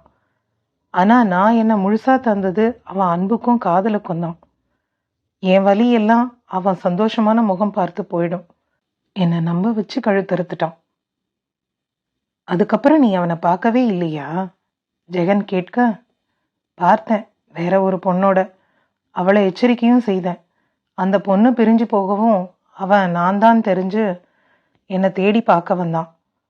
அப்போ சொன்னான், பணக்கார பொண்ணு உன் உடம்பு சுகம் எப்படி இருக்கும்னு தெரிஞ்சுக்கத்தான் உன் பின்னாடி அலைஞ்சேன். அதான் எல்லாம் முடிஞ்சது தானே. நீயும் தானே சுகத்தை அனுபவிச்ச. அப்புறம் என்ன, இனி என் வழியில வராத. உனக்கு பிரச்சனை எதுவும் தர எனக்கு விருப்பம் இல்லை. மீறி வந்தா உனக்கு தான் கஷ்டம். அப்புறம் நீ ஒன்றும் பெரிய ஃபிகர் இல்லை, போன்னு சொன்னான். எனக்கு யார்கிட்டையும் இதை சொல்ல முடியல. அவமானமா இருந்தது. அவன் என்னை மிரட்ட அவன் ஃப்ரெண்ட் கிட்ட எனக்கு ஃபோன் பண்ணி பேச சொல்லியிருக்கான். என்கிட்ட அவன் ஃப்ரெண்ட் அசிங்கமாக பேசினான். நான் பயந்து போய் அவன் வழியை விட்டே விலகிட்டேன். இப்போ வர நிம்மதி இல்லாமல் தவிக்கிறேன். இதுலேருந்து மீண்டு வர வழியே தெரியல. குற்ற உணர்ச்சி தினம் கொல்லுது. ஜெகன் அவளை தோளோடு சேர்த்து தலைவருட அவளின் அழுகை கொஞ்சம் கொஞ்சமாக குறைய ஆரம்பித்தது. பிரீத்தி, நடந்த எதையும் மாற்ற முடியாது, ஆனால் மறக்க முடியும். அந்த பக்கத்தை எல்லாம் கிழிச்சு போடு. புதுசாக உன் வாழ்க்கையை ஆரம்பி. நான் இருக்கேன் பிரீத்தி. கல்யாணத்துக்கு ரெடியானப்போ எப்படி பழச மறந்து இருந்தியோ அப்படியே இப்பவும் இரு. எல்லாம் சரியாகும். என்ன கொஞ்சம் நாளாகும். அதுவரை அமைதியா இரு. ஜெகன் அவளின் நெற்றி முட்டி சொல்ல அவள் அதற்கு சரியான தலையசைத்து கூற ஜெகன் அவளை படுக்க சொல்ல அவன் அருகில் படுத்தாள். ஜெகன் அவளுக்கு முதுகு காட்டி திரும்பி படுக்க இவளும் சுவரை பார்த்து படுத்து கொண்டாள். சற்று நேரத்தில் இருவரும் உறங்கியிருந்தனர். காலை எப்போதும் போல் விடிய ஜெகன் முதலில் அறை விட்டு வரவும் அவனின் சகலை முறை உள்ளவர்கள் பிடித்து கொண்டனர். என்ன ஜெகன், சமையல் செய்தீங்களா? அவர்கள் சிரிப்புடன் கேட்க, ஃபுல் மீல்ஸ் என்று ஜெகன் புன்னகையுடன் சொல்ல அவர்களின் முகத்தில் புன்னகை. பிரீத்தி என்று புகுந்த வீடு செல்ல இருந்தாள். அவளுக்கு என்ன, அவளின் பொருட்களை எல்லாம் ஏற்றிக்கொண்டு வேன் பின்னே வர இருவரும் ராஜன், ரேகா, சொந்தங்கள் என அனைவரிடமும் விடை பெற்று கொண்டு அவனின் இல்லம் வந்தனர். இல்லம் வந்தவன் அனைவரோடும் பேசி பிரீத்தியின் பொருட்களை அடுக்க உதவி செய்தான். மாலை வீட்டில் உள்ள அனைவரையும் அழைத்து கொண்டு கோவில் சென்று இரவு உணவு உண்ண வைத்து அழைத்து வந்தான். மறுவீடு பற்றி, பிரீத்தியின் சொந்தம் பற்றி ஜெகன் மரியாதையாக பேசியதை கேட்டு பிரீத்தி மனம் நிறைந்து போயிருந்தாள். அடுத்த நாள் வேலைக்கு கிளம்பியவன் பிரீத்தியை பார்த்து, நல்லா சாப்பிட்டு தூங்கு பிரீத்தி. நாளைக்கு நீயும் வேலைக்கு போகணும் தானே? இல்லை, அந்த வேலையை விட்டுட்டேன். அந்த ஆஃபீஸ் நம்ம வீட்டில இருந்து தூரம். என்னால் அவ்வளோ தூரம் போயிட்டு வர முடியாது. வேற வேலை தேடணும். சரி, அப்போ அதுவரை அக்கா கடைக்கு போயிட்டு வா. உனக்கு வீட்டில் இருக்க போர் அடிச்சா மட்டும். இல்லை, வீட்டில இருந்து அம்மா அப்பா கூட நேரத்தை செலவு பண்ணு. உனக்கு எது பிடிக்குமோ அதை செய். மனசை லேசாவை. முக்கியமா நீ வேலைக்கு போகணும்னு எந்த அவசியமும் இல்லை. சொல்லிவிட்டு கிளம்பி செல்லும் அவனையே பார்த்திருந்தாள் பிரீத்தி. ஒரு வாரம் மெல்ல செல்ல அன்று இல்லம் வந்த ஜெகன் முகத்தில் சிறு பதட்டம். ஆனால் அதற்கு நேர்மாறாக வீட்டில் பிரீத்தியின் அம்மாவும் அப்பாவும் அவளின் அத்தை பெண்களும் வந்திருக்க ஜெகதீஷ் அவன் உணர்வுகளை மறைத்து கொண்டான். பிரீத்தியிடம் ஒரு கேள்விக்கு பதில் வேண்டும். அதை கேட்டால்தான் நிம்மதி வரும் என்று இருக்க அவனோ பதட்டத்தை மறைக்க பெரும்பாடு பட்டு கொண்டிருந்தான். இரவு உணவு முடித்து அவர்கள் கிளம்ப ஜெகன் பிரீத்தி கைப்பிடித்து அறைக்கு அழைத்துச் செல்ல பார்த்திருந்த வெங்கடேஷ் சிரிப்புடன் அவரின் அறைக்கு சென்றிருந்தார். பிரீத்தி இரவு உடை மாற்றி வந்து படுக்க ஜெகன் அவள் முகமே பார்த்திருந்தான். பிரீத்தி, எனக்கு ஒரு கேள்வி கேட்கணுமா? ப்ளீஸ் ப்ளீஸ், என்னை தப்பா நினைக்காத. உன் பாதுகாப்பை உறுதி செய்ய தான் இந்த கேள்வியை கேட்கிறேன். என்ன கேள்வி? கேளுங்க ஜெகன். இளங்கோ கூட செக்ஸ் செய்தப்போ பாதுகாப்பா செஞ்சியா? என்ன என்ன கேட்குறீங்க ஜெகன்? அது சாரி பிரீத்தி, காண்டம் யூஸ் பண்ணீங்களா இல்லையா? ஜெகனின் கேள்வியில் பிரீத்தி கொஞ்சம் அதிர அவள் கண்களில் கண்ணீர் சேர்ந்தது. அதை கண்டவன் பதறி, தப்பா கேட்கலமா, உன் பாதுகாப்பை உறுதி செய்ய கேட்டேன். பாதுகாப்பு இல்லாமல் செய்திருந்தா ஒரு செக்கப் போயிட்டு வர கேட்டேன். தப்பா எந்த அர்த்தமும் இதில் இல்லை பிரீத்தி, சொல்லுமா. பாதுகாப்பு இல்லாமல் தான் செய்தோம். சரிம்மா, உன் பிறப்பு உறுப்பில் அதுக்கப்புறம் எதுவும் இன்ஃபெக்ஷன் வந்ததா? இல்லை, அப்படி எதுவும் இல்லை. இன்னைக்கு வர நான் எப்பவும் போல தான் இருக்கேன். ஏன் ஜெகன்? எஸ்டிடி பெரிய நோய்மா. அந்த இளங்கோ ஒரு உமனைசர். அவன் போன பெண்களுக்கு இன்ஃபெக்ஷன் எதுவும் இருந்து அவங்க மூலம் இவனுக்கு பரவி உனக்கு வந்திருக்கலாம். பல பெண்கள் கிட்ட போன அவன் பாதுகாப்பு இல்லாமல் உன்னோட சேர்ந்து இருக்கான்னா உனக்கும் ஒரு செக்கப் எடுக்கணும். ரிசல்ட் நெகட்டிவ் தான் வரும். நீ நார்மலாக தானே இருக்க, ஒன்றும் பயம் இல்லை. ஜெகன் சொல்ல பிரீத்தி அழுதிருந்தாள். பிரீத்தி, தப்பா எதுவும் கேட்கலமா, அழாத ப்ளீஸ். எனக்கு நீ வேணும் பிரீத்தி. நீ வந்த அப்புறம்தான் நான் நல்லா இருக்கேன். எனக்கான ஒருத்தி நீ தான். உனக்கு எதுவும் இருக்கக்கூடாதுன்னு பயம், அதான் கேட்டேன். எனக்கே இன்னைக்கு தான் தெரியும். இன்னைக்கு HIV தின விழிப்புணர்வு நிகழ்ச்சி ஆஃபீஸில். அதான் கேட்டதும் பயந்து போய் வந்தேன். அவங்க சொன்னதெல்லாம் கேட்டு பயம் வந்துருச்சு பிரீத்தி. இதோ இந்த ஷீட் பாரு. ஜெகன் கொடுக்க பிரீத்தி படித்தாள். STD என்றால் என்ன? பாலியல் பரவும் நோய்கள், STD, அல்லது பாலியல் பரவும் நோய் தொற்றுகள், STI. பாலியல் தொடர்பு மூலம் ஒருவரிடமிருந்து இன்னொருவருக்கு பரவும் நோய் தொற்று ஆகும். தொடர்பு பொதுவாக யோனி, வாய்வழி மற்றும் குத செக்ஸ் ஆகும். ஆனால் சில நேரங்களில் அவை மற்ற நெருங்கிய உடல் தொடர்பு மூலம் பரவும். ஏனென்றால் ஹெர்பஸ் மற்றும் HBV போன்ற சில STDக்கள் தோலிலிருந்து தோலுக்கு தொடர்பு உண்டாவது மூலம் பரவுகின்றன. இதில் 20க்கும் மேற்பட்ட வகையான STDக்கள் உள்ளன. அதில் முக்கியமான சில: கிளமீடியா, பிறப்புறுப்பு herpes, gonorrhoea, HIV/AIDS, HPV, pubic lice அதாவது அந்தரங்க முடியில் வரும் பேன், சிபிலிஸ், ட்ரைகோமோனியாசிஸ். பாலியல் பரவும் நோய்களுக்கு என்ன காரணம்? STDக்கள் பாக்டீரியா, வைரஸ்கள் மற்றும் ஒட்டுண்ணிகளால் ஏற்படலாம். பாலியல் பரவும் நோய்களால், STDக்களால் யார் பாதிக்கப்படுகின்றனர்? பெரும்பாலான STDக்கள் ஆண்கள் மற்றும் பெண்கள் இருவரையும் பாதிக்கின்றன. ஆனால் பல சந்தர்ப்பங்களில் அவை ஏற்படுத்தும் உடல்நல பிரச்சனைகள் பெண்களுக்கு மிகவும் கடுமையானதாக இருக்கும். ஒரு கர்ப்பிணி பெண்ணுக்கு STD இருந்தால் அது குழந்தைக்கு கடுமையான உடல்நல பிரச்சனைகளை ஏற்படுத்தும். பாலியல் பரவும் நோய்களின் அறிகுறிகள் என்ன? STDக்கள் எப்போதும் அறிகுறிகளை ஏற்படுத்தாது அல்லது லேசான அறிகுறிகளை மட்டுமே ஏற்படுத்தக்கூடும். எனவே இது ஒரு தொற்று நோயாக இருக்கலாம் மற்றும் சில நேரங்களில் உங்களுக்கு அறிகுறிகள் தெரியாமல் கூட இருக்கலாம். ஆனால் அதே நேரம் நீங்கள் அதை மற்றவர்களுக்கு அனுப்பலாம். ஆண்குறி அல்லது யோனியில் இருந்து அசாதாரண வெளியேற்றம், பிறப்புறுப்பு பகுதியில் புண்கள் அல்லது மருக்கள், வலி அல்லது அடிக்கடி சிறுநீர் கழித்தல், பிறப்புறுப்பு பகுதியில் அரிப்பு மற்றும் சிவத்தல், வாயில் அல்லது அதை சுற்றியுள்ள பகுதிகளில் கொப்புளங்கள் அல்லது புண்கள், அசாதாரண யோனி வாசனை, குத அரிப்பு, புண் அல்லது இரத்தப்போக்கு, வயிற்று வலி, காய்ச்சல்.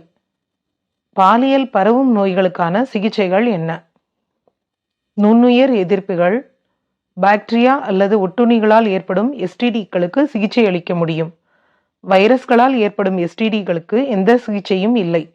ஆனால் மருந்துகள் பெரும்பாலும் அறிகுறிகளுக்கு உதவுவதோடு தொற்றுநோய் பரவும் அபாயத்தை குறைக்கும்.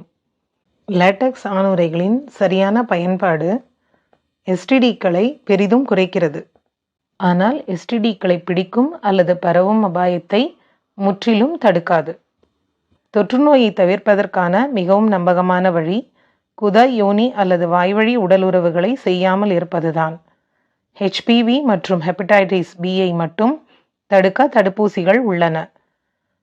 எஸ்டிடி பாலியல் பரவும் நோய்களை தடுக்க முடியுமா? லேட்டக்ஸ் ஆணுறைகளின் பயன்பாடு பெரிதும் குறைக்கிறது, ஆனால் எஸ்டிடிக்களை பிடிக்கும் அல்லது பரவும் அபாயத்தை முற்றிலும் அகற்றாது. உங்கள் அல்லது உங்கள் துணைக்கு லேட்டக்ஸ் ஒவ்வாமை இருந்தால் நீங்கள் பாலியுரித்ரின் ஆணுறைகளை பயன்படுத்தலாம். தொற்றுநோயை தவிர்ப்பதற்கான மிகவும் நம்பகமான வழி குதா, யோனி மற்றும் வாய்வழி உடல் உறவுகளை செய்யாமல் இருப்பதுதான். படித்து முடித்த பிரீத்தி பயத்தோடும் அழுகையோடும் ஜெகனை பார்க்க, உனக்கு ஒன்றும் இருக்காதுமா, அப்படியே எதுவும் இருந்தாலும் நான் இருக்கேன், எப்பவும் உன்னோட நான் இருப்பேன். ஜெகன் சொல்லவும் அவன் மடியில் முகம் புதைத்து கொண்டாள். அவளின் கண்ணீர் உடை நனைக்க தலைவருடி தலையில் முத்தம் வைத்து ஆறுதல் சொல்லியிருந்தான். அடுத்து வந்த நாட்களில் நண்பனின் திருமணம் என கூறி பிரீத்தியை சென்னைக்கு அழைத்து வந்தவன் அவளுக்கு டெஸ்ட் எடுத்திருந்தான். பின் நண்பனின் திருமணம் சென்று வந்தவர்கள் ரிசல்ட் வாங்க செல்ல பிரீத்தி நலம் என்றும் ரிசல்ட் நெகட்டிவ் எனவும் வர ஜெகன் கண்களில் ஆனந்த கண்ணீர். இருவரும் நிம்மதியாக இல்லம் வந்து சேர்ந்திருந்தனர். எஸ்டிடி பற்றிய தகவல்களை பெற எஸ்டிடி அல்லது செக்ஸுவலி டிரான்ஸ்மிட்டட் டிசீசஸ் என்று கூகுளில் தேடினால் கிடைக்கும். குறிப்பு: இவை தகவல் அறிய மட்டுமே. இதில் குறிப்பிட்ட ஏதேனும் அறிகுறிகள் இருந்தாலோ அல்லது இதை பற்றி ஏதேனும் சந்தேகங்கள் இருந்தாலோ உடனே உங்களின் மருத்துவரை அணுகவும். எதையும் நீங்களே முடிவு செய்து கொள்ளாதீர்கள். அன்பு அத்தியாயம் 6. ஜெகதீஷ், பிரீத்தி இருவரின் திருமணமும் முடிந்து 4 மாதமாகி இருக்க ஜனனி சுதாகருடன் அன்று இல்லம் வந்திருந்தாள். அப்பா அம்மாவிடம் நலம் விசாரித்துவிட்டு பிரீத்தியுடன் பேச சமையல் அறை வந்தவள் அவளை கண்டதும், என்ன பிரீத்தி, ரொம்ப பிஸியா? கடைக்கு 2 வாரமா ஏன் வரல? இல்லை அண்ணி, வேலைக்கு சேர போகிறேன். ஒரு இன்டர்வியூ போயிட்டு வந்தேன். வர திங்கள்லேருந்து வேலைக்கு போகணும். அதான் ரெஸ்ட். இன்னைக்கு தான் கன்ஃபார்ம் பண்ணாங்க. உங்களுக்கு சொல்லணும்னு இருந்தேன், நீங்களே வந்துட்டீங்க. பிரீத்தி விளக்கமாக பதில் சொல்லி இருக்க, பிரீத்தி இப்போ எதுக்கு வேலைக்கு? நீ வீட்டில் இரு. எப்படியும் கொஞ்ச நாளைக்கு அப்புறம் வேலைக்கு போக முடியாதில்ல? ஜனனி மெல்ல கேட்க பிரீத்தி புரியாது விழிக்க, ஏன் நீ போக முடியாது? எதனால்? என்ன பிரீத்தி இப்படி கேட்குற? உங்களுக்கு குழந்தை தள்ளி போட்டிருக்கீங்களா? தள்ளி போட்டிருந்தா அதெல்லாம் வேண்டாம் பிரீத்தி. ஜனனி வலியோடு சொல்ல பிரீத்தி அவளை கவலையாக பார்த்து, தள்ளியெல்லாம் போடலை அண்ணி நாங்கள். பிரீத்தி ஜனனி கைப்பிடித்து சொல்ல, எனக்கு தான் குழந்தை இன்னும் இல்லை. பிறக்கக்கூடாதுன்னு என் அத்தை சாபம்லாம் விட்டுருக்காங்க. நீ ஒரு குழந்தை பெற்றுக்கொடு பிரீத்தி. அப்பா அம்மா மட்டும் இல்லை, நானும் சுதாகரும் கூட காத்திருக்கோம். எங்கள் ஜெகன் கல்யாணம் பண்ணாமல் இப்படியே இருந்துருவான்னு பயந்தோம். இப்போ நீ வந்த அப்புறம் அவன் நல்லா இருக்கான். அவன் குழந்தையாவது அம்மாவும் அப்பாவும் பார்க்கட்டும் பிரீத்தி. எனக்கு தான் அந்த கொடுப்பனை கிடைக்கல. ஜனனி அழுதுவிட சுதாகர் அவள் கைப்பிடிக்க பிரீத்தி தண்ணீர் கொடுத்தாள். என்ன ஜனனி பேசிட்டு இருக்க? அவங்களுக்கு கல்யாணம் ஆகி 4 மாசம்தான் ஆகுது. அது அவங்க விருப்பம். நீ இதெல்லாம் வற்புறுத்தக்கூடாது. சுதாகர் கொஞ்சம் கோவமாக சொல்ல, அண்ணா, அண்ணி என்கிட்ட சாதாரணமாக தான் கேட்டாங்க. கோவம் வேண்டாம். அப்புறம் அண்ணா, எனக்கு வேலை கிடைச்சிருக்கு. சுதாகர் வாழ்த்து சொல்ல அந்த பேச்சை அங்கேயே விட்டு அனைவரும் ஹால் வர, ஜெகனும் வேலை முடித்து வர அனைவரும் அமர்ந்து பேசிக்கொண்டிருக்க பிரீத்தி இரவு உணவு செய்ய செல்ல ஜனனி உடன் உதவிக்கு வந்தாள். சாரி பிரீத்தி, ஜனனி சொல்ல, எதுக்கு அண்ணி, விடுங்க. நீங்கள் சொன்னதில் எதுவும் தப்பில்லை. என்ன அக்கா சொன்ன அப்படி என் பொண்டாட்டிக்கிட்ட? ஜெகன் ஜனனியை சமையல் அறை வந்து வம்பு செய்ய, குழந்தை பெற்று தர சொல்லி கேட்டேன். உன் மாமா அவங்க பிரைவசின்னு சொல்லிட்டார். அதான் மன்னிப்பு கேட்டேன். ஜனனி சொல்லவும் ஜெகன் பிரீத்தி முகத்தை பார்க்க அவளோ அமைதியாக வேலையை பார்க்க, குழந்தை கடவுள் தர்ற பரிசு. அதை யாருக்கு எப்போ தரணும்னு அவருக்கு தானே தெரியும். சீக்கிரம் நமக்கும் கொடுப்பார். ஜெகன் பொதுவாக சொல்லிவிட்டு அறை விட்டு வெளியே செல்ல அவர்கள் இரவு உணவு வேலையை பார்த்தனர். அனைவரும் உண்டு சிறிது நேரம் வாசலில் உள்ள வராண்டாவில் அமர்ந்து பேசிவிட்டு உறங்கச் சென்றனர். அறை வந்து ஜெகன் அவளிடம் மன்னிப்பு கேட்க, எதுக்கு இப்போ இந்த மன்னிப்பு? அண்ணி அவங்க எதிர்பார்ப்ப சொன்னாங்க. அதுல எந்த தப்பும் இல்லை. விடுங்க, வாங்க தூங்கலாம். பிரீத்தி பேச்சை முடித்துவிட ஜெகன் உறங்கியிருந்தான். அடுத்த நாள் காலை ஞாயிறு என்று அன்றைய தினம் மெதுவாக தொடங்கியிருக்க ஜெகனின் நண்பன் கவின் வந்திருந்தான். கவின் அவனின் மனைவி மைதிலி இருவரின் திருமணம் பார்க்கத்தான் ஜெகனும் பிரீத்தியும் 3 மாதம் முன்பு சென்னை சென்று வந்தனர். வந்தவனை வரவேற்று பேச அவனோ பெரும் குண்டை தூக்கி போட்டான். நானும் மைதிலியும் ஹனிமூன் போலாம்னு இருக்கோம். வீட்டில் நாங்கள் மட்டும் தனியாக போக வேண்டாம், கூட உன் ஃப்ரெண்டு அவன் மனைவி இப்படி கூப்பிட்டு போக சொன்னாங்க. அப்போதான் நம்ம திவாகர் சொன்னா நீயும் இன்னும் ஹனிமூன் போகலன்னு. நீயும் சிஸ்டரும் வரீங்களா? கவினின் கேள்விக்கு ஜெகன் பதில் சொல்லாது தடுமாற, ஜெகன் ஆஃபீஸில் ஒரு வாரம் லீவ் போட்டு போயிட்டு வாங்க. இப்போ போகாம வேற எப்போ போக போறீங்க? சுதாகர் கேட்க கவின் முகத்தில் புன்னகை. ஜெகன் பதில் சொல்லாது மாமனையும் நண்பனையும் பார்த்தவன் சட்டென, பிரீத்தி புது வேலையில ஜாயின் பண்ண போறா. இந்நேரத்தில் ஹனிமூன் போனா நல்ல வேலை போயிடும். ஜெகன் காரணம் சொல்ல, வேலைக்கு போக வேண்டாம்னு சொல்லல, ஆனா அதே நேரம் ஹனிமூன் போங்கன்னு சொல்றோம். வெங்கடேஷ் எடுத்து கொடுக்க, எங்களோட வர விருப்பம் இல்லையா மச்சான்? கவின் கேட்கவும் ஜெகன் அவனின் கைப்பிடித்து, இல்லடா, நான் அதை பத்தி யோசிக்கவே இல்லை. ஒரு நிமிஷம், நான் பிரீத்தி கிட்ட கேட்டு சொல்லட்டுமா? ஜெகன் கேட்க ஜனனியும் செல்வியும் ஜெகனுக்கு முன்பே அவளை போய் வர சொல்ல, அவள் வேலையை பற்றி சொல்ல, அவர்களோ வேறு வேலை தேடிக்கொள்ளலாம் என்று சொல்லவும் பிரீத்தி விழிக்க ஜெகன் முகம் பார்த்தவள் சரியென கூறியிருந்தாள். அதன் பின் வந்த அந்த வாரத்தில் நால்வரும் ஊட்டி சென்றனர். மாலை 4 மணிக்கு அவரவர் அறைக்கு சென்றிருந்தனர். ஜெகன் முதலில் கழிவறையில் உடைமாற்றி வர பின் பிரீத்தியும் உடைமாற்றி வந்தாள். 1 மணி நேரம் ஓய்வு வேண்டும் என எடுத்துக்கொண்டனர். பிரீத்தி உறங்கியிருக்க ஜெகன் ஜன்னல் வழியே அந்திசாயும் வானத்தை பார்த்திருந்தான். இதுவரை ஆதரவுக்கும் ஆறுதலுக்கும் தான் அவளை அவன் தீண்டியிருக்கிறான். பிரீத்தி மீது அன்பும் காதலும் உண்டுதான். அதே நேரம் ஆண்மகன் அவனுக்கு ஆசாபாசமும் உண்டு. அவனுள் பிறக்கும் உணர்வுகளை எல்லாம் அவளின் மனநிலை யோசித்து அமைதியாகி விடுவான். இதோ இந்த தேனிலவுக்கு கூட இருவரும் ஊரை மட்டும் சுற்றி பார்ப்போம் என பேசி வைத்து வந்திருந்தனர். மாலை அறைக்கே 6 மணிக்கு காஃபி வர இருவரும் அதை குடித்து கிளம்பியிருக்க கவினுக்கு அழைக்க அவனோ அழைப்பையும் எடுக்கவில்லை. வெகு நேரம் ஆகியும் அறை விட்டு வெளியே வரவும் இல்லை. 1 மணி நேரம் கழித்து அவன் மன்னிப்பு கூற பின் ஜெகனை நேரில் சந்தித்து தாமதமானதற்கு காரணத்தை கவின் அசட்டு புன்னகையோடு கூற ஜெகன் அவன் தோளில் தட்டிவிட்டு இரவு உணவுக்கு அழைக்க அதற்கும் அவன் தலைகுனிய ஜெகன் புரிந்து கொண்டு நண்பனை அனுப்பிவிட்டு அவன் அறை வந்திருந்தான். இவர்கள் இருவருக்கும் நேரம் போகவே இல்லை. சற்று நேரம் நடந்து வருவோம் என்று வெளியே சுற்றி பார்த்து உணவு உண்டு அறை வந்து சேர்ந்திருந்தனர். எப்போதும் போல உறங்க நடு இரவில் மழை. பிரீத்தி இருக்கும் போர்வைகளையெல்லாம் உடல் முழுக்க மூடியும் குளிர். தூக்கத்தின் இடையில் குளிர் தாங்காது இவளோ அவனை அணைக்க அந்த ஆண்மகன் கண் விழித்ததோடு அவனின் உணர்வுகளும் விழித்து கொண்டது. உடல் சூடு உணர்வுகளையும் எழுப்பிவிட செய்வது அறியாது தூங்கும் அவளை பார்த்து படுத்திருந்தான்.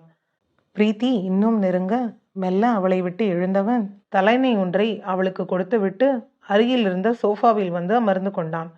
பெட்டியிலிருந்து சால்வையை எடுத்தவன் அவனை மூடிக்கொண்டு அங்கேயே படுத்தும் கொண்டான். காலை முதலில் கண்விழித்த பிரீத்தி அவனை பார்க்க இரவில் என்ன நடந்திருக்கும் என உணர்ந்து கொண்டாள். கண்ணில் நீர் பெருக உறங்கும் அவனை பார்த்திருந்தவளுக்கு மனமெல்லாம் குற்ற உணர்வு. மறுபடியும் அவளிடத்தில் சென்று படுத்து கொண்டவள் நினைவு எல்லாம் ஜெகன்தான்.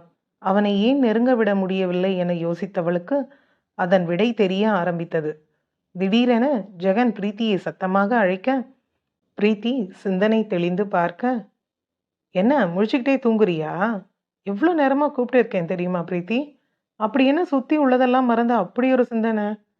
ஜெகன் கேட்கவும் பிரீத்தி முகத்தில் சட்டென வெட்கம் வர ஜெகன் அவளை பார்த்து மெல்லிய புன்னகை சிந்த எழுந்து குளியலறை சென்றிருந்தாள். ஜெகன் புன்னகையுடன் மெத்தையில் சரிந்திருந்தான். அன்று முழுவதும் ரோஸ் கார்டன், நீலகிரி ரயில் பயணம், அவலாஞ்சி லேக் என சுற்றி பார்த்து புகைப்படம் எடுத்துக்கொண்டு அறை வர உணவை அறைக்கே வரவழைத்து இருந்தனர் இருவரும். அலுப்பு தீர குளித்து வந்து சூடான உணவை உண்டனர். பின் கொஞ்ச நேரம் பாடல் கேட்டுவிட்டு படுக்க ஜெகன் முன்னெச்சரிக்கையாக சோஃபாவில் படுக்க, ஏன் சோஃபாவில் போய் படுத்திருக்கீங்க? எப்பவும் போல என் பக்கத்துலேயே படுங்க. இல்லை பிரீத்தி, வேண்டாம். நேற்று ராத்திரி குளிரில் நீ என்னை நெருங்கி படுத்து. எனக்கு ஒரு பிரச்சனையும் இல்லை, நான் இங்கேயே படுத்துக்கிறேன், நீ தூங்கு. இல்லை, அது எனக்கு பயமாக இருக்கு. என்ன பிரீத்தி பயம்? என்னாச்சு? இல்லை, அது வந்து எனக்கு உங்களை பிடிக்கும், நேசிக்கிறேன், உங்களை தொடவும் ஆசை இருக்கு. எனக்கு செக்ஸ் வச்சுக்க தயக்கமும் இல்லை, ஆனால் பயமாக இருக்குங்க. புரியல பிரீத்தி, தெளிவாக சொல்லுமா. அது அவனோட செஞ்சப்போ ரொம்ப வலிச்சுது. அந்த வலியை நினச்சி பயமாக இருக்கு. அது நீங்கள் செஞ்சாலும் வலிக்கும் தானே? அந்த வலி இல்லாமல் சேர எதுவும் வழி இருந்தால் சொல்லுங்க. எனக்கு உங்களை ரொம்ப பிடிக்கும் ஜெகன். எனக்காக எந்த எதிர்பார்ப்பும் இல்லாமல் எல்லாத்தையும் தாங்குற உங்களை சந்தோஷமாக வச்சுக்க வழி சொல்லுங்க. அவன் உன்கிட்ட காமத்தை மட்டுமே எதிர்பார்த்து சேர்ந்தாம்மா.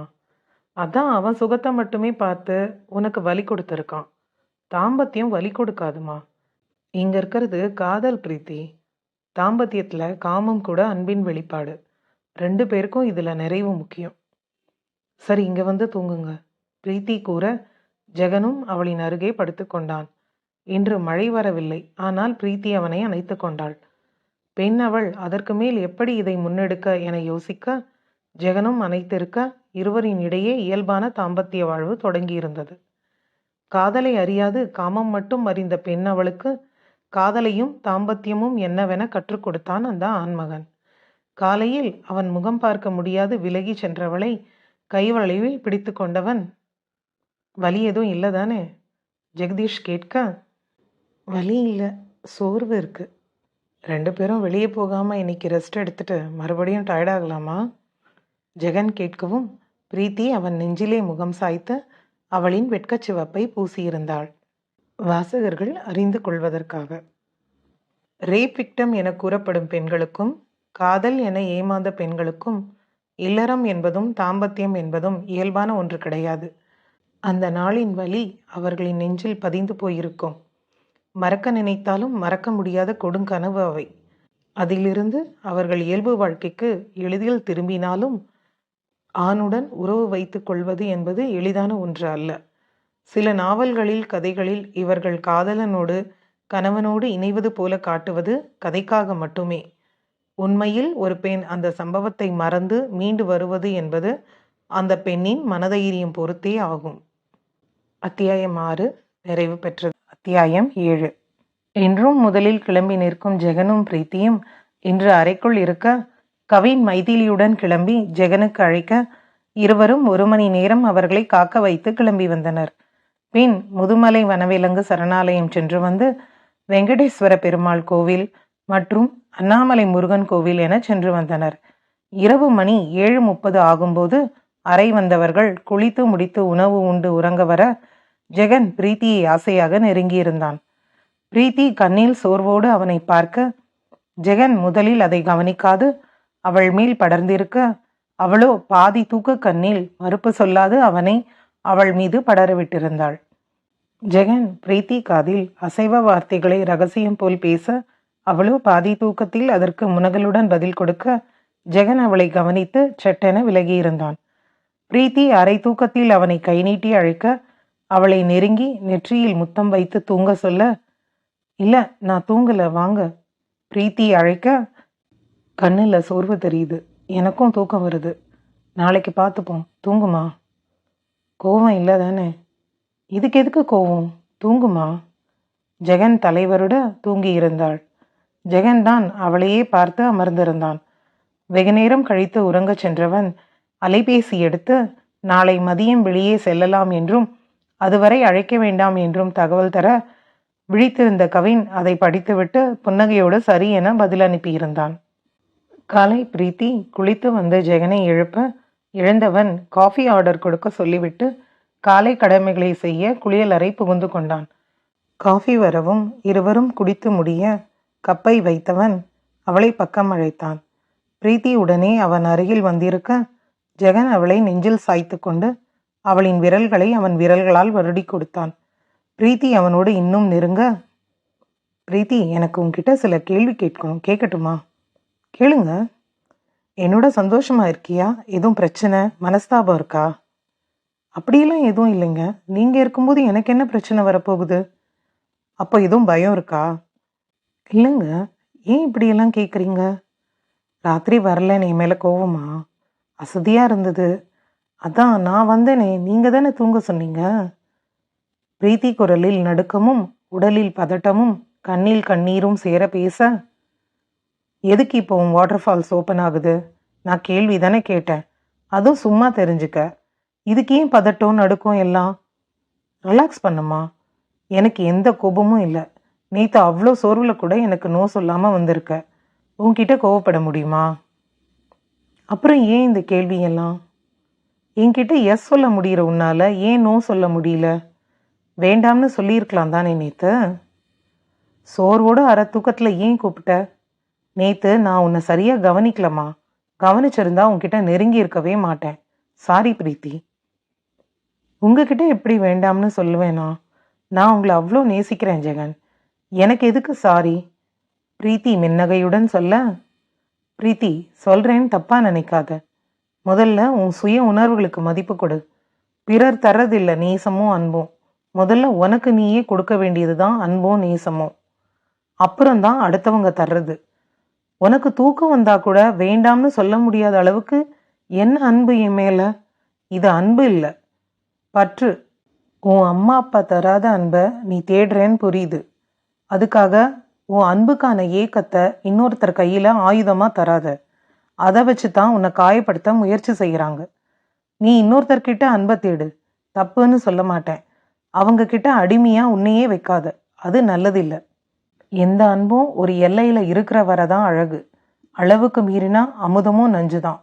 உன் எல்லை இல்லாத அன்பு உன்னை என்ன செய்திருக்குன்னு புரியுதா? படித்த பொண்ணு நீயே இப்படி இருந்தா படிக்காத பொண்ணுங்க நிலை என்ன யோசி. அப்பா அம்மா அன்பை தரலனா அவங்க கிட்ட எடுத்து சொல்லி பேசி இருக்கணும். காதல் வந்ததும் வீட்டில் நீ சொல்லி இருக்கணும். உன்னை மட்டும் இதில் குறை சொல்ல முடியாது. உன் அம்மாவும் அப்பாவும் எல்லாத்தையும் சொல்ல சுதந்திரம் கொடுத்துருக்கணும். உன் மனசில் உள்ள குறை தெரியாமல் வளர்த்தி விட்டாங்க. உனக்கு என்ன தேவைன்னு உனக்கே தெரியல. அவ்வளோதான் உன் பக்குவம். அன்பு யாரையும் கைவிடாது. அப்படி கைவிட்டு போகிற அன்புக்கு நீ உயிரை கொடுக்க வேண்டிய அவசியமும் இல்லை. நாளைக்கு நமக்கு சண்டை வந்து நான் பிரிஞ்சு போகிறேன்னு பேச்சுக்கு வச்சுப்போம். அப்போ என்ன செய்வ நீ சொல்லு? உறவுகள் வேணும் தான், அன்பை பகிரணும் தான். அதுக்காக கண்மூடித்தனமான அன்பும் நம்பிக்கையும் ஆபத்துமா? ரொம்ப முக்கியமா உன் அறிவு சொல்றதை கேளு. அது வேணும்னு சொன்னாதான் உனக்கு வேணும், அது வேண்டாம்னு சொன்னா உனக்கு வேண்டாம். எமோஷ்னலாக இருக்கும்போது முடிவு கேட்க வேண்டியது அறிவை. மனசு நமக்கு எது வசதியோ அதை தான் சொல்லும். அறிவு தான் சாதக பாதகங்களை சொல்லும்.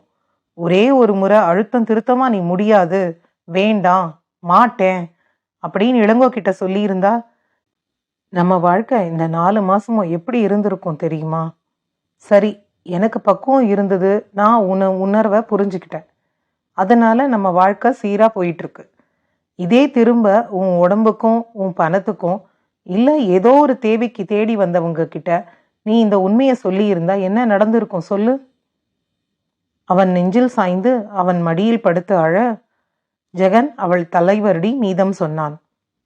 என்னடா இவன் இத்தனை நாள் இல்லாம இவ்வளோ பேசுறான், நம்ம தப்ப குத்தி காட்டுறான்னு உனக்கு தோணினா சாரி பிரீத்தி. ரொம்ப நாளா இது என் மனசுல இருந்தாலும் இன்னைக்கு தான் சொல்ல வாய்ப்பும் நேரமும் கிடைச்சது. புருஷனா இருந்தாலும் உனக்கு வேண்டாமா, அப்போ வேண்டாம்னு தான் சொல்லணும். அனுசரிக்க நிறைய இடம் இருக்குமா. உன்னையே இழந்து என்னை சந்தோஷப்படுத்த வேண்டாம். அதுல கிடைக்கிறது மகிழ்வும் இல்லை, மன நிறைவும் இல்லை. சில நேரம் யோசிப்போம் இல்லையா, அன்னைக்கே இதை செய்திருந்தா இன்னைக்கு நல்லா இருந்து இருப்போம்னு. அப்படி எனக்கு தோணுனது இதுதான். ஒன்று, நீ உன் அம்மா அப்பா கூட சரியா பேசாததும் சரியான நேரத்துல பேசாததும். 2, நீ உன் அம்மா அப்பாவை விட்டு யாரோ ஒருத்தங்கிட்ட உன் அன்பை தேடினது, அவனை நம்பினது. 3, உன் அம்மா அப்பாவை ஏமாத்திட்டோம்னு நினைச்சு உன்னை நீயே ஏமாத்திக்கிட்டது. 4, அவன் கேட்டப்பவே முடியாது, இல்ல வேண்டாம்னு ஒரே ஒரு வார்த்தை சொல்லாதது.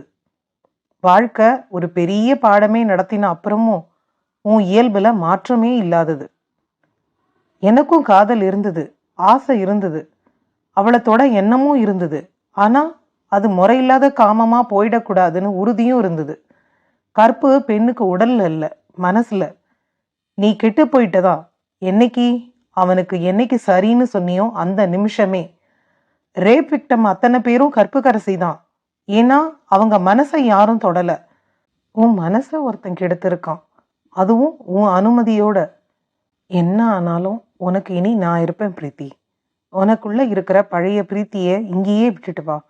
உன் பயத்தை, தயக்கத்தை, கேள்விகளை, குற்ற உணர்வுகளை எல்லாத்தையும் தூக்கி போட்டுட்டு வா. நாம புதுசா தொடங்கணும் இந்த வாழ்க்கைய.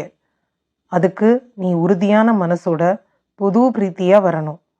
அழுதுக்கோ, எவ்வளவு முடியுமோ அழு. ஆனா இனி நீ இதுக்காக அழக்கூடாது. இந்த கடந்த காலம் உன் நினைவுல வரவும் கூடாது. லவ் யூ பிரீத்தி. ஜெகன் அவனின் இதழ்களை நெற்றியில் பதிக்க பிரீத்தி அவனை அணைத்து கொண்டு அழுதிருந்தாள். அவனும் அவனோடு சேர்த்து அவளை அணைத்து கொள்ள இருவரும் அழுதிருந்தனர். அறையின் வெளியே மழைத்தூறல் விழ பிரீத்தி ஷவர் திறக்க பழைய பிரீத்தி அவளை விட்டு கரைந்து போக ஆரம்பித்திருந்தாள்.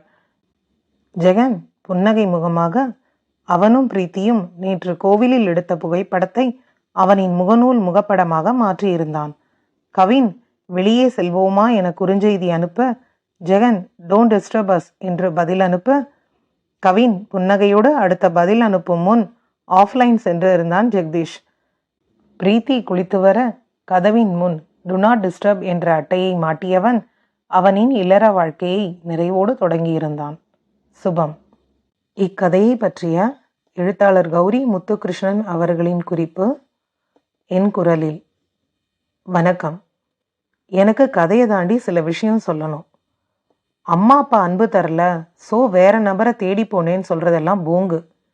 உங்க அம்மா அப்பா கூட மனம் விட்டு பேசியிருந்தா இத்தனை சிக்கல் வருமா? யாரோ ஒருத்தன் மேல வர நம்பிக்கை பெத்தவங்க மேல ஏன் இல்லை? அம்மா அப்பாவை ஏமாத்தி இன்னொருத்தன் கூட போக சொல்லி அவன் வார்த்தையை நம்ப சொல்லி எது தூண்டுது? ஒருவரின் சுய ஒழுக்கத்தை யார் காப்பாத்தணும்? வரம்பு மீறி போகுதுன்னு தெரிஞ்சும் செய்யறது என்ன மனநிலை? யாருக்கும் தெரியாதுன்னு நீங்க செய்யற ஒவ்வொரு செயலுக்கும் பின்னாடியும் நீங்க இருக்கீங்க.